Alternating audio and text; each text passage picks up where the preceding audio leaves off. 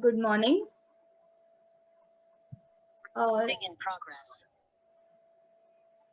In the last class, we were discussing about LC oscillators, and we discussed the two basic types of LC oscillators which are used in the radio frequency range.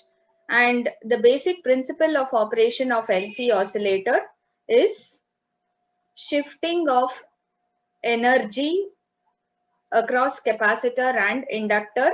So the capacitor will store charges as electrostatic energy. When it loses charges, inductor will store energy in the form of electromagnetic energy. And when the inductor loses, again the capacitor gets recharged in the opposite direction. So this is how energy keeps alternately shifting between the capacitor and inductor, and it will cause oscillations. And usually if left alone, if we don't supply any current or voltage to this circuit, those oscillations will die down. They become damped oscillations. But when we supply the correct voltage or current to the circuit, those oscillations will build up and you can get stable oscillations. And we saw the range of frequencies and LC tune. Yeah, examples were Colpitz's oscillator and Hartley oscillator. You see the Colpitz's oscillator has two capacitors and one inductor in the tank circuit. So the tank circuit has two capacitors in series. Both of them are parallel with a single inductor, and the output voltage will be appearing across one capacitor. The feedback signal will be given to the input across the other capacitor, and you have this inductor in parallel. This is a Colpitz's oscillator, and a Hartley oscillator has just the opposite, two inductors and in series and in parallel with another capacitor.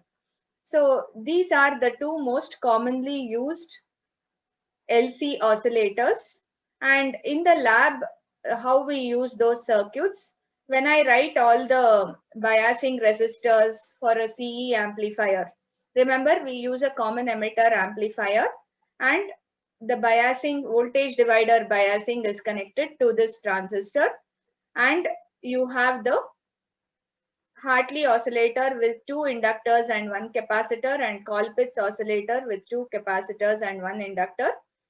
And to ensure the Barkhausens criteria is satisfied, remember the amplifier, CE amplifier, is going to provide a phase shift of 180 degrees always. So from here to here, there will be a phase shift of 180 degrees in the amplifier circuit. And in the feedback circuit, again from here to here, another 180 degree phase shift gets added. So total phase shift around the loop will be 360 degrees. The second condition of Barkhausens criteria. The first condition is that the loop gain should be 1. Magnitude of the loop gain should be 1.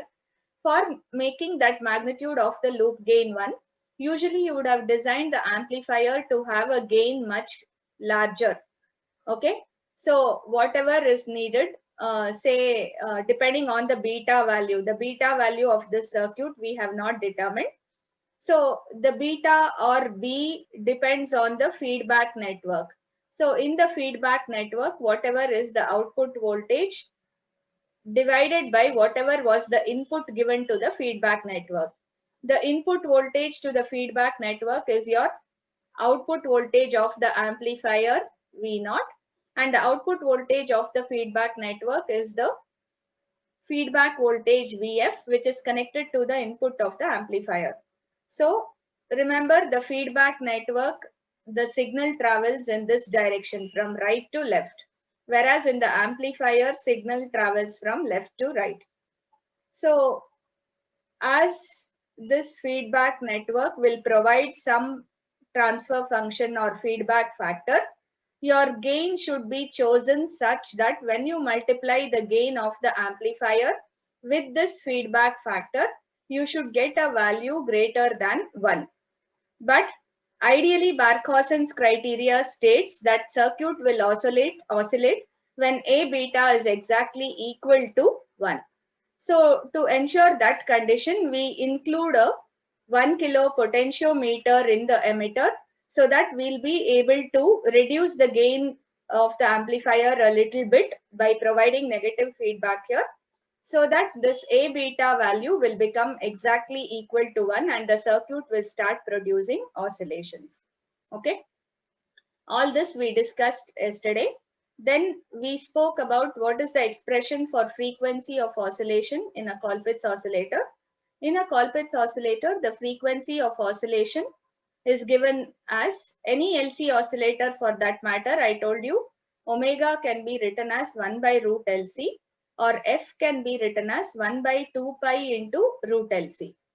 Now, if it is a Colpitts oscillator, I have two capacitors in series, so I have to find C equivalent, which is C1 C2 by C1 plus C2. So instead of just C, you are going to substitute C equivalent in this equation for F, 1 by 2 pi root L into C equivalent. And if it is a Hartley oscillator, we have the expression as 1 by root of L equivalent into C. The equivalent of two inductors in series is L1 plus L2. So this would be the expression for frequency of oscillation, and a practical Colpitts oscillator is shown here. So very often the Colpitts oscillator circuit will be connected like this. I told you they use a radio frequency choke here, an inductor coil which acts as a short for DC, so that the corresponding voltages will be high and it will be stabilized. Next, the condition for sustained oscillations, the gain of the amplifier should be equal to the ratio of the capacitors C2 by C1 for Colpitts oscillator, and it should be equal to the ratio of inductors L1 by L2 for Hartley oscillator. Please remember this. This is another condition that is required to produce sustained oscillations in a Hartley or Colpitts oscillator. Okay, so your gain of the amplifier chosen should be chosen more than C2 by C1, and later on we will adjust the gain to become equal to C2 by C1 to generate sustained oscillations. So remember, as oscillations will grow in amplitude, there will be onset of non-linearity and the circuit will limit the amplitude of the oscillations. So we call them as self-limiting oscillators. And that's next we moved on to the disadvantage of LC oscillator, especially Colpitts oscillator. Here the major drawback is the frequency depends on the two capacitors C1 and C2, but these two capacitor values will not remain constant though we connect a single value, because at high frequencies, we are talking about radio frequencies of operation which can be quite high. In those frequency ranges, there will be some additional stray capacitances in the device. The active device which we use, like the transistor or FET, there will be some additional stray capacitances which come into picture, and those capacitances will add on to the existing C1 and C2 values, and hence it will cause a change in the value of the frequency generated by the oscillator. Okay, and this will lead to instability in oscillations. So what is the solution for this? The best solution which they use is we make use of a clap oscillator. What is this clap oscillator? In this clap oscillator, we are going to replace the inductor which was in parallel with C1, C2 with a combination of inductance and a capacitance, L and C3, as you can see. We are going to use a combination of inductance and capacitance in this clap oscillator circuit. So what we achieve by doing this? What are we going to achieve by doing this? We are going to see that the expression for frequency of oscillation will now depend on this L and C3 in this branch, and it will become independent of C1 and C2, which get affected by the stray capacitances of the transistor. Okay. So unfortunately, I told you we don't have the derivation. All these derivations are quite interesting, and we can clearly show how the expression for frequency will depend only on L and C3 in this branch, and it will become independent of C1, C2. So by doing this, we could avoid the problem of frequency instability in an LC oscillator, basically in the Colpitts oscillator, and we could make the output frequency depend only on this inductor and capacitor in this branch. We solved some problems on Colpitts and Hartley oscillator. You are either given the values of C1, C2, asked to find L and given the frequency, or you're given C1, C2, L, you're asked to find the frequency. And in an Hartley oscillator also similarly, if L1, L2 and a range of frequencies is given, you can find for each frequency, you can find the corresponding capacitance, and you can say by varying a capacitance in this range, I can vary the frequency from here to here. Most of our radio stations and all used these Hartley oscillators like this. And this variable capacitance which we connect is called as a GAND tuning capacitance. It will normally have multiple capacitors like this in parallel, and all these capacitors can be given an individual tuning knob. If you vary that knob, the capacitor value would change, and if the capacitor value would change, the frequency output will change, and hence you can tune into different radio stations. Remember, each radio station transmits at one particular frequency. Yes or no? All of you are familiar with FM at least, if not AM communication. With FM radio, you know, as you tune into different frequencies, you get different radio stations or channels. So how that is normally done? There will be a Hartley oscillator which will have GAND tuning capacitors, which will be connected to an external tuning knob. As you change or vary this knob, you will be changing the frequency output of the oscillator, and that will help you tune into different radio frequencies or different radio stations. So this is a practical example of this problem gives you a practical example of how it was normally implemented. I hope everything is clear till here. Do you have any doubts? Yes or no? Any doubts in No, RC or LC oscillators? no. Okay then. So let's move on to the last oscillator in this category, that is crystal oscillators. So we all know that a piezoelectric crystal like quartz exhibits electromechanical resonance characteristics which are very, very stable with respect to time and temperature, and it is highly selective in the sense it will give us a fixed frequency oscillation. So what is this piezoelectric effect? Can anybody state the piezoelectric effect?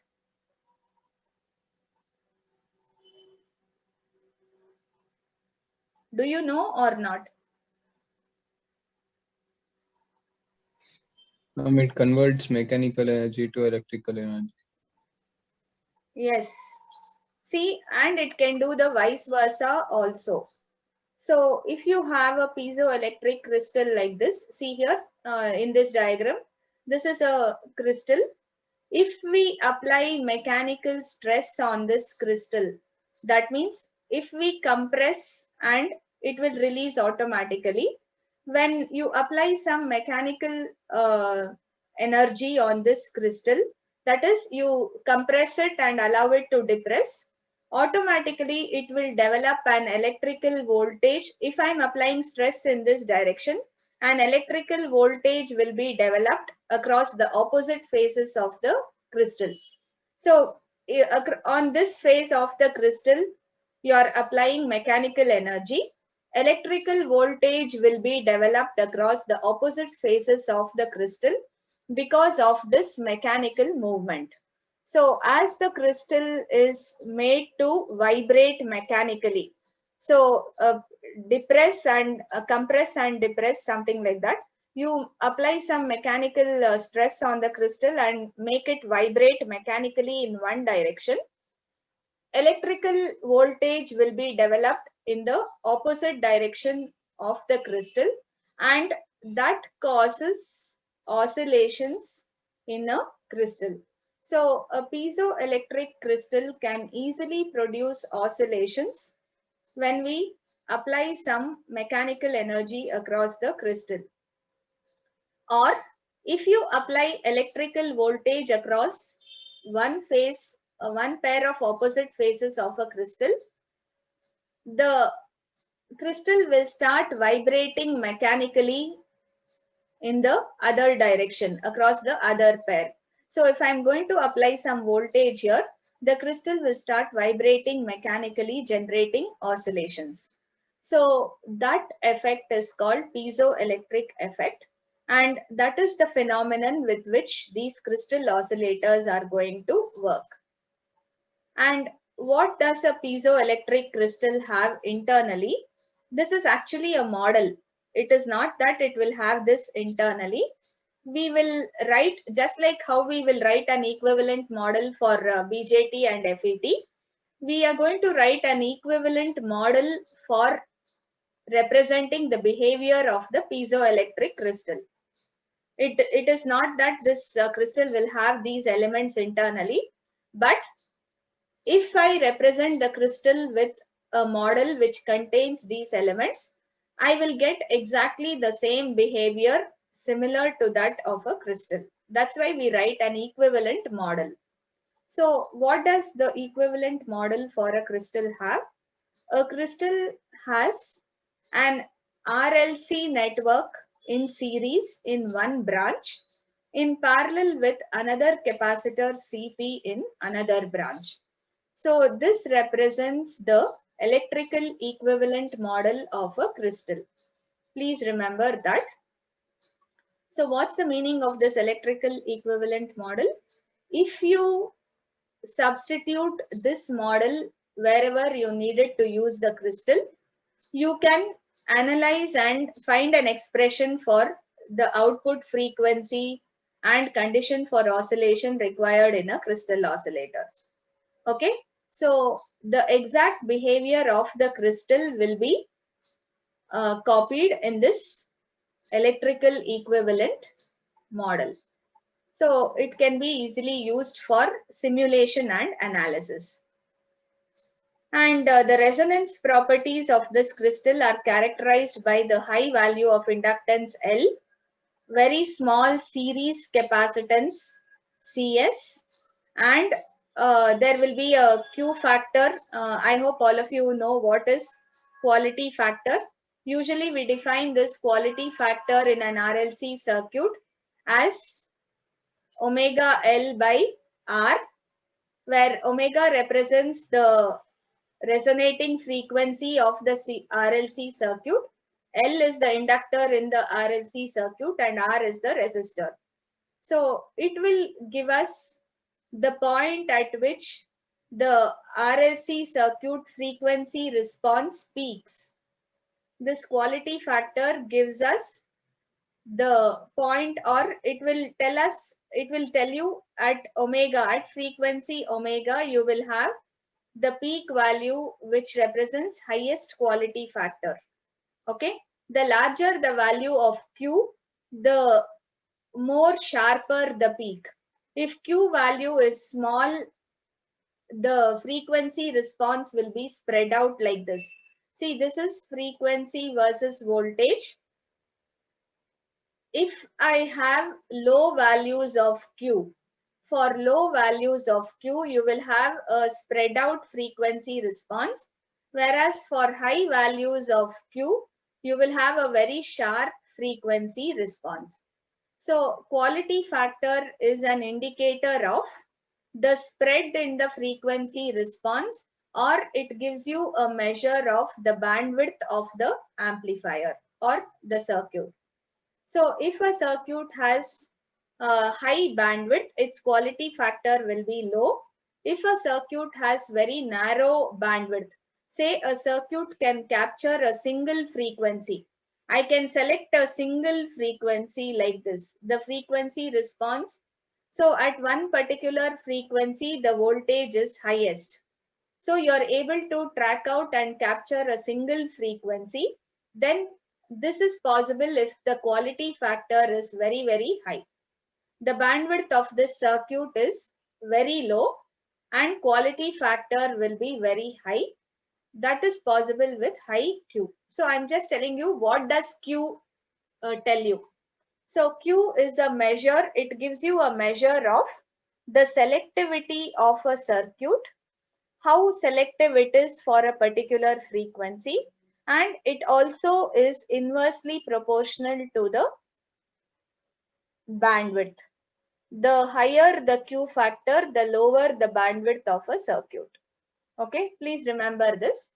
And as I told you, we have a series RLC circuit in parallel with a parallel capacitance CP. So since there are two capacitance, we are naming one, the capacitance in the series branch as CS, the one in the parallel branch as CP. Now this is the equivalent. And remember, this parallel branch capacitance is usually much greater than the series branch capacitance. In a crystal, parallel branch capacitance is usually larger than series branch capacitance. And remember, one important point to be noted here is that the crystal consists of a series resonating circuit as well as a parallel resonating circuit. So where do I have the series resonating circuit? If I consider this series branch, I have all three components, RLC. So this forms a series resonating circuit. And which forms the parallel resonating? If I consider this CP also coming into effect along with this RLC and CP, this combination will form the parallel resonating circuit. So what is the inference from this? When you have two types of resonating circuits in a crystal, you will have two resonating frequencies, or two oscillator output frequencies can be generated from a crystal. So when a crystal is resonating in its series branch, I'll get the series resonating frequency, Fs or omega s. And in the parallel, when it is resonating in parallel mode, you'll get the parallel resonating.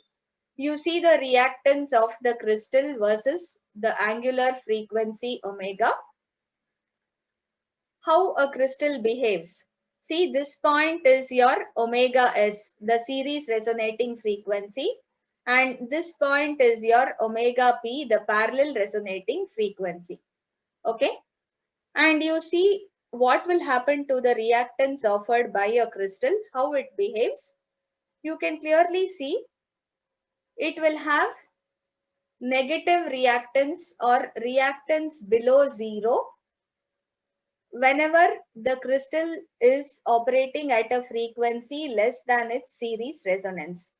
So whenever the crystal is operating below its series as well as parallel resonant frequency, it will have a negative or purely capacitive reactance. So the crystal behaves like a purely capacitive reactance when we are operating the crystal at a frequency lower than the series resonant. And when we are operating the crystal at a frequency greater than the series resonant frequency, but less than the parallel resonant frequency. Remember, omega p is always greater than omega s. The parallel resonant frequency of a crystal is always higher than its series resonant frequency. Okay, please remember this factor. So, whenever I have the operating frequency of the crystal lying in between its series resonant and parallel resonant frequency, the crystal behaves as a pure inductance. You can see it showing a positive reactance. Its reactance will be purely inductive in nature. If you have negative reactance, it is capacitive in nature. If you have positive reactance, it is purely inductive in nature. So what does this tell us?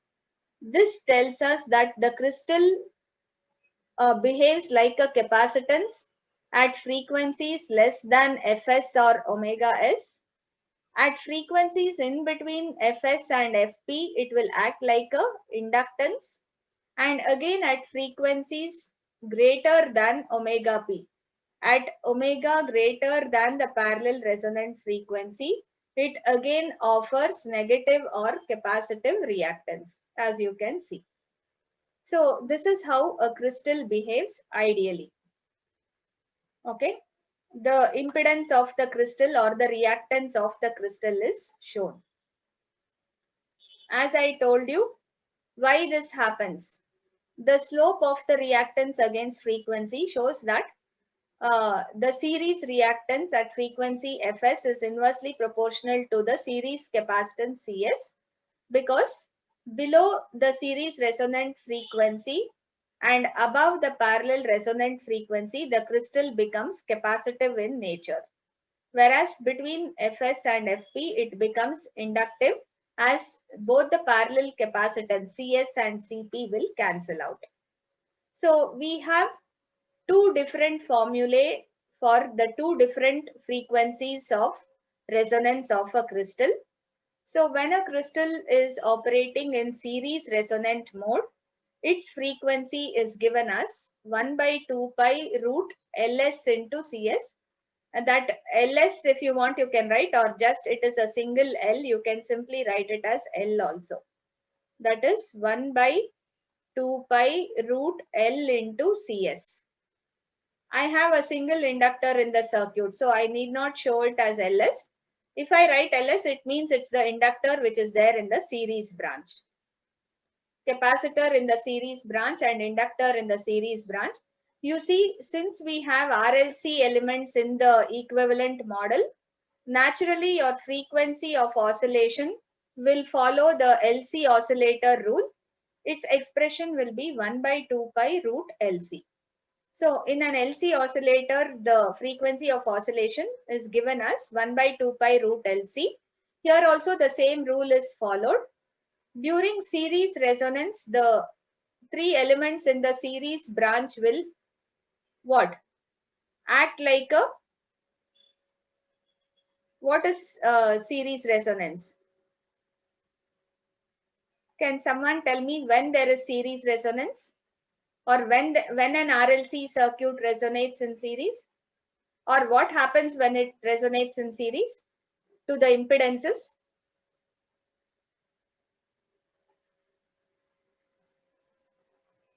What happens to the impedance in the circuit when there is series resonance?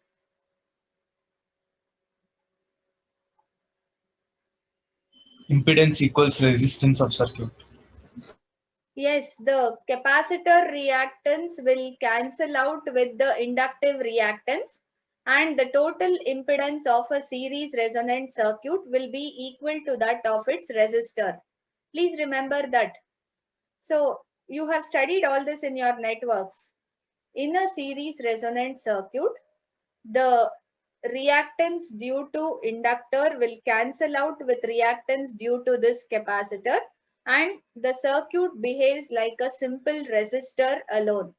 Actually, this R is shown in small letters, meaning that this R we have shown here is just the resistances which are present in L and Cs, and it is not any additional resistance which we actually have.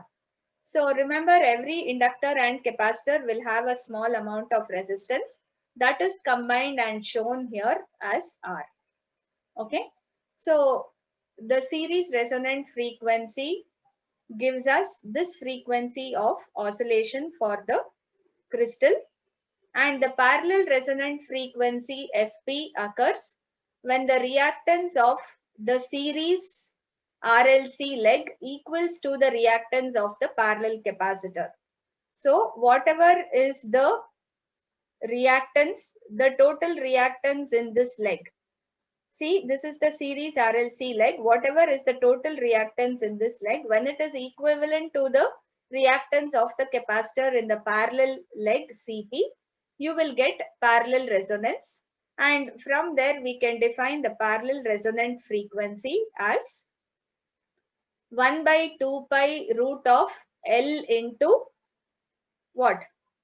C equivalent. And what is the equivalent C which we have to write? The C equivalent turns out to be Cp into Cs by Cp plus Cs.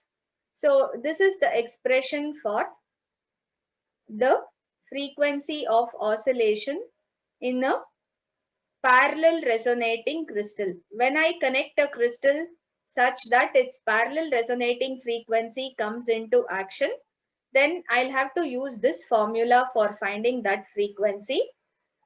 If you connect the crystal in such a way that its series resonant frequency will come into action, then you have to use this frequency. So we can connect the crystal either in series in the feedback loop of the op-amp of the amplifier, or you can connect the crystal in the parallel mode. Anything can be done.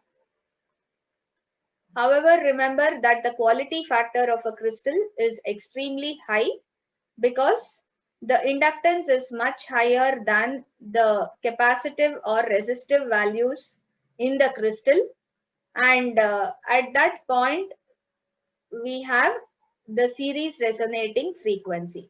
So whenever you want very high quality factor, you should use the crystal in its series resonant mode, not parallel resonant mode.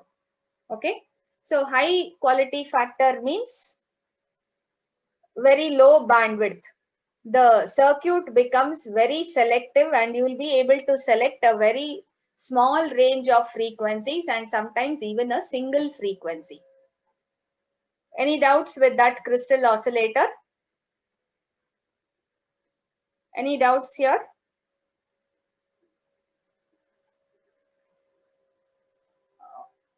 Okay, if you don't have any doubts, we'll move on to two more types of special oscillators which are commonly used. One is this Pierce oscillator. So what happens in a crystal oscillator? We have a few variety of configurations available in a crystal oscillator other than its basic configuration.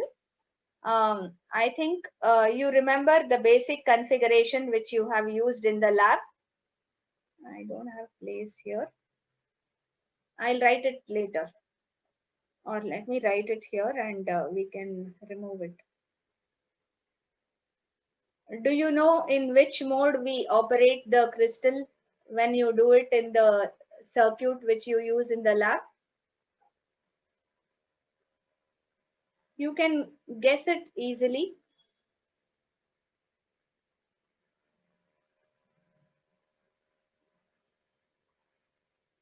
Yes? Based on how you connect the crystal. Here you have the biasing resistors. Here you have the emitter resistance and the bypass capacitor. You can have the coupling capacitances CC1, CC2, and the crystal is connected in a feedback path like this. So do you think it is in series or in parallel?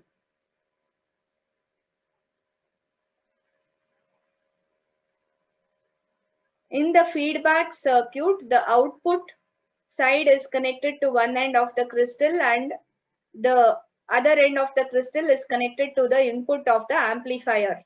Remember, this circuit, what we have written is just a CE amplifier, and the feedback circuit has a crystal. You see, it is connected as a series element. So the crystal is connected as a series element between the output and the input. So it is the series resonant frequency of the crystal which will come into effect when you connect the crystal like this. Supposing I don't want to connect the crystal like this, and I am going to connect the crystal like this.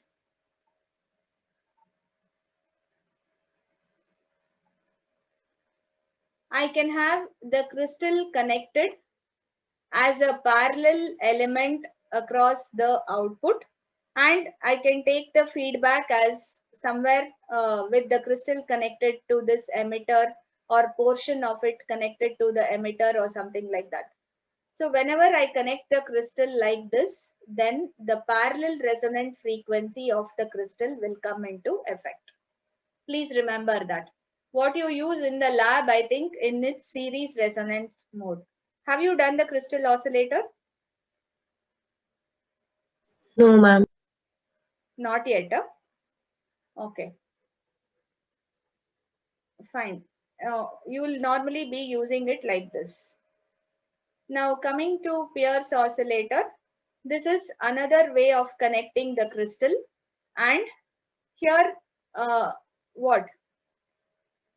A Pierce oscillator uses a CMOS inverter. This circuit which we have here, where two MOSFETs are connected as shown in a configuration. You see this is an NMOS, N-channel MOSFET. When I say NMOS, it is an N-channel MOSFET, and this is a P-channel MOSFET. And when I connect an N-channel and P-channel MOSFET back to back like this, supplying VDD to one end and grounding the other end, this circuit works like an inverter. And this circuit, all of you know what is an inverter. You have done it in your digital circuits, right? An inverter is a what? Logic device which negates the input. It will invert the input. If you give a 1, you will get a 0. If you give a 0, you will get a 1. How such an inverter is implemented practically? So remember, though you see only logical representation like this, which you had seen in your digital circuits, implementation of this inverter will happen using transistors or MOSFETs. And that inverter is implemented like this. Anyway, you will be studying details of this in another subject known as CMOS VLSI design. There you will study the implementation of this MOS inverters and all. Here you just have to remember, because it's just a simple circuit where an inverter is used. So if all you have to remember is you have to connect an NMOS and PMOS transistors with their gates connected, and the PMOS transistor source is connected. This is the source terminal always. Wherever you see an arrow, that will be the source. Okay, the drains of both these transistors are shorted. The source of PMOS is connected to VDD, and so a PMOS inverter circuit is used, and to that inverter the crystal is connected like this with two additional capacitors C1 and C2 as shown. This is known as Pierce oscillator. And why we use these resistors RF? Actually, an inverter will not have resistors here. It will be direct connection, shorting the gates and shorting the drains. Source of PMOS connected to power supply VDD, source of NMOS grounded. That's all I have, and I'll not have this RF here as shown. Here they have included RF to determine the bias point or operating point of the CMOS inverter. So R1 and C1 will form a low pass filter, thereby blocking all the higher harmonics of the crystal. So considering this resistor R1 and this capacitor C1, this combination here R1 and C1, they form a low pass filter and they block all the higher harmonics in the crystal. So whenever the crystal resonates, it can have some harmonic frequencies, and if instead of the main frequency, one of the harmonics is tapped and that goes to the circuit, then the oscillations will be at the harmonic frequency. So what are harmonics? Do you know what are harmonics?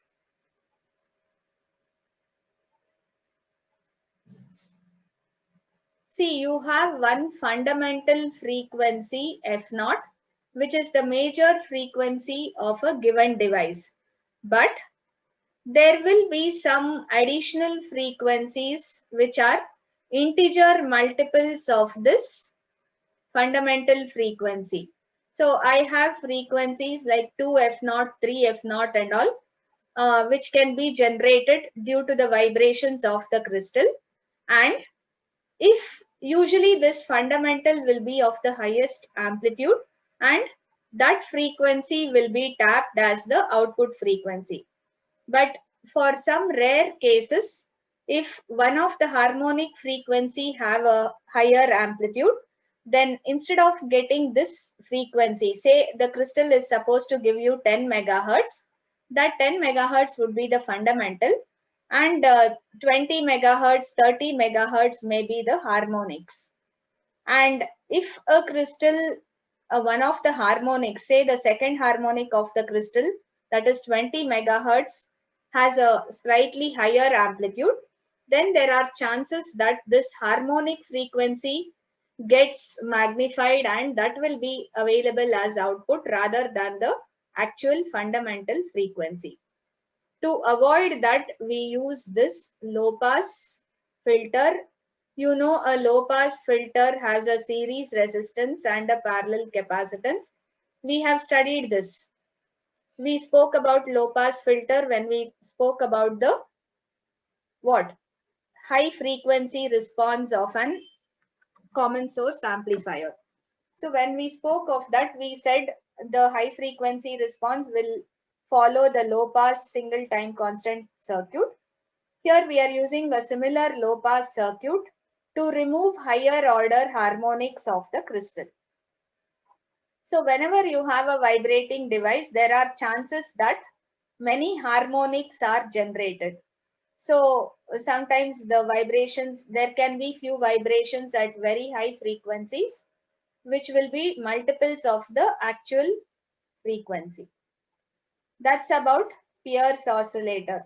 So what should you remember? All this can be asked for short notes for 3 or 4 marks, maximum 5 marks. You have to write down the diagram, circuit diagram correctly. You should practice and you should explain the working in a few sentences. Is that clear? So in a Pierce oscillator, we use a CMOS inverter circuit and we connect the crystal across the input and output of the inverter. So this end is the input, this end is the output. So it will be connected in series between output and input of inverter. This capacitor C2 is basically just to provide some stability, and this R1 and C1 combination on the output side acts like a low pass filter, eliminating the higher harmonics of the oscillator of the crystal, and this RF is to select a proper operating point or the Q point. Next, we'll move on to a Miller crystal oscillator. So generally this is used in electromechanical applications. So wherever we need some kind of electromechanical applications, like say motors or robots, in certain applications where we need this, we try to connect the crystal in parallel with the input side of the circuit, as you can see. And here the crystal will operate in its what? Parallel resonant mode. You see, in the previous circuits, the crystal was operating in series resonant because it was connected in series from output to input. Whereas in Miller crystal oscillator, it will be working in the parallel resonant mode. The input of this oscillator is the signal generated by the crystal, and output is obtained from a tank circuit. So we have used a combination of crystal as well as a tank circuit in this Miller oscillator.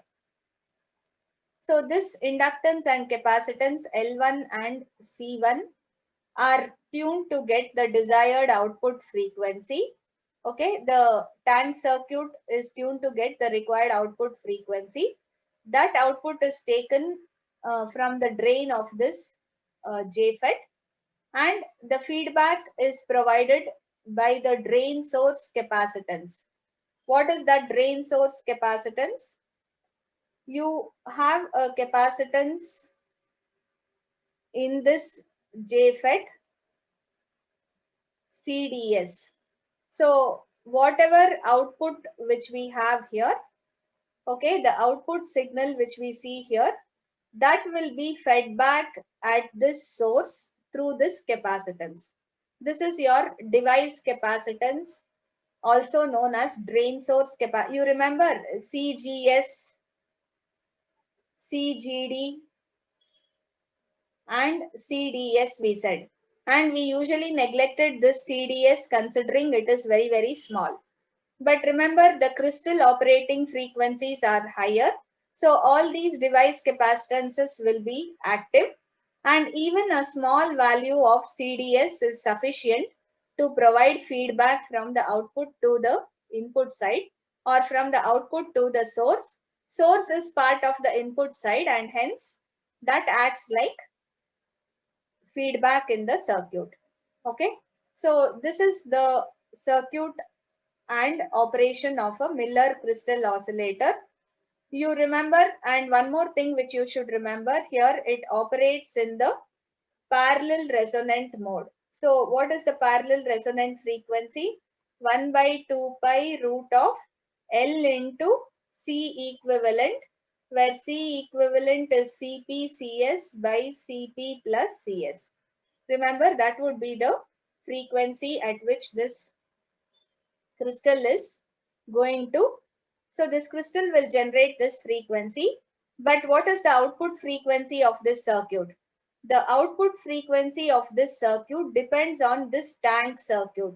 So I'll have the output frequency as 1 by 2 pi root C1 into L1. Remember, that is the output frequency generated in this circuit. Okay. So the crystal is basically used to give us stable oscillations. Wherever I have a crystal, the stability of oscillations is very, very high. After many years, after long usage also, the output frequency remains constant. The limitations of this Miller oscillator, you'll see some frequency variation because of the gate to drain capacitance values, and amplitude variations because of the difference in loads. Anyway, with this we complete oscillators.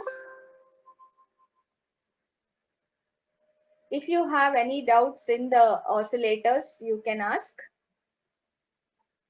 You can have problems in this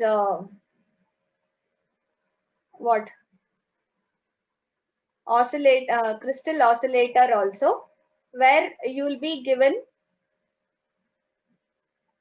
the value of series capacitance, parallel capacitance, inductance, all that will be given, and you will be asked to compute the series and parallel resonant frequencies. Okay. Let me just take one example before I wind up. Are you able to see my screen? One No, note? ma'am. One note you are No. not able to see. Now? Yes, Yes, ma'am. ma'am. Yeah. You just consider one problem.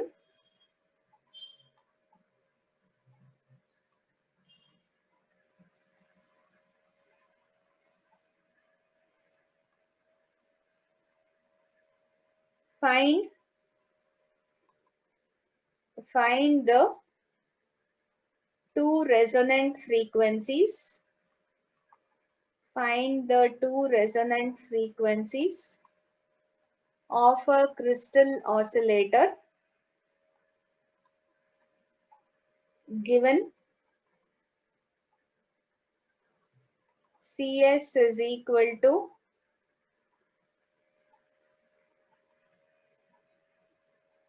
5 nanofarad, CP is 10, or let me say 1 microfarad, CP.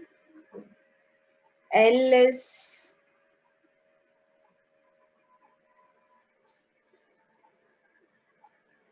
2 millihenry, and the resistance due to all components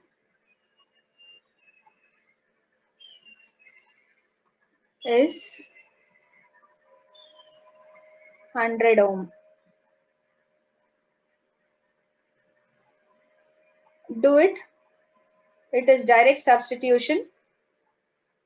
Fs is given as 1 by 2 pi what? Root of L into Cs. Inductor. So remember, in the series branch I have the capacitance Cs, the inductor L, and this resistance R. So this, when this circuit is resonating, you have this frequency. Just substitute and find out. And in the parallel resonant branch I have Cp. This is the equivalent of the crystal. Similarly, the parallel resonant frequency, the expression is L into Cp Cs by Cp plus Cs.